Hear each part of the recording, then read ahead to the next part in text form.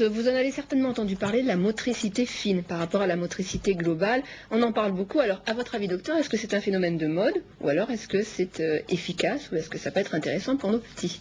Non, c'est très intéressant. C'est vrai que c'est à la mode, on en parle beaucoup. Il suffit d'aller sur Internet pour voir les sites consacrés à la motricité fine. En fait, c'est quelque chose qu'on connaît depuis toujours, et surtout, je dirais, les enseignants en maternelle, les institutrices et les instituteurs, c'est ce qu'ils font tous les jours, développer la motricité fine. Pourquoi? Parce que c'est extrêmement important d'avoir une motricité des doigts coordonnée avec la vue, c'est la définition de la motricité fine, pour acquérir l'écriture au CP et pour pouvoir bien écrire, il faut avoir une commande entre les yeux et les mains, les doigts extrêmement précise pour former les lettres et pour rester sur la ligne. Et c'est vrai que ça fait partie des exercices qu'on fait à l'école maternelle. Mais on s'est rendu compte peut-être que en plus de l'école maternelle, il fallait également s'en occuper soi-même lorsqu'on est parent avec des enfants. Vous savez qu'il y a de plus en plus d'enfants qui sont dyslexiques, qui ont des troubles donc au niveau de dysorthographie, de dyscalculie. C'est quelque chose qui est de plus en plus fréquent et c'est très souvent lié à des anomalies de la motricité fine, des enfants qui ont du mal à tenir leur stylo, à tenir bien la ligne, à bien suivre les lettres, etc.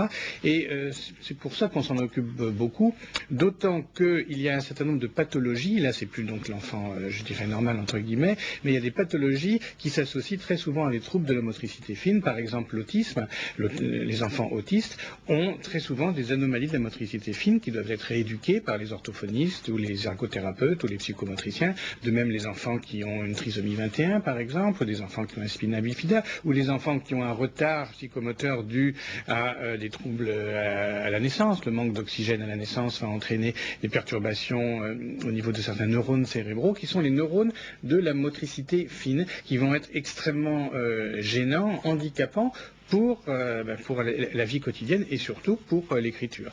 Donc, on développe cette motricité fine dès que l'enfant est petit. Vous savez, la motricité, pour avoir une idée de bien comprendre, c'est le petit nourrisson qui, à 10-12 mois, prend la cuillère pour essayer de manger tout seul. Eh ben, il prend la cuillère de façon très malhabile, il va la mettre dans la purée, il va la soulever, et puis la purée va tomber par terre, et il va la mettre sur le nez.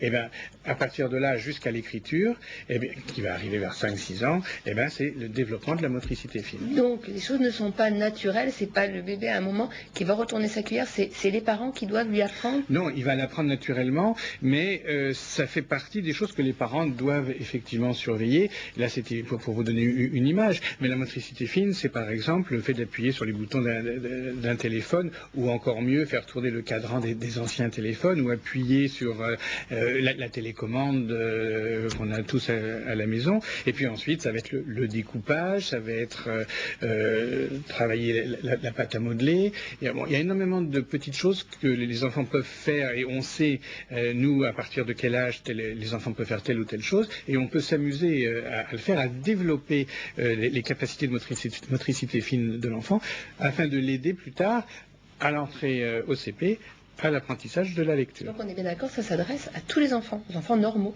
Voilà, tout à fait. Alors c'est bien sûr beaucoup plus important pour des enfants qui ont un handicap, ça c'est bien évident, mais l'enfant normal a besoin également d'avoir une motricité fine si on veut essayer de diminuer cette, je dirais pas cette épidémie, mais il y a de plus en plus d'enfants. Pourquoi de plus en plus d'enfants qui ont des troubles des apprentissages? Écoutez, je pense qu'on ne sait pas, mais est-ce que c'est parce qu'on sait les dépister plus tôt et on sait s'en rendre compte plus tôt?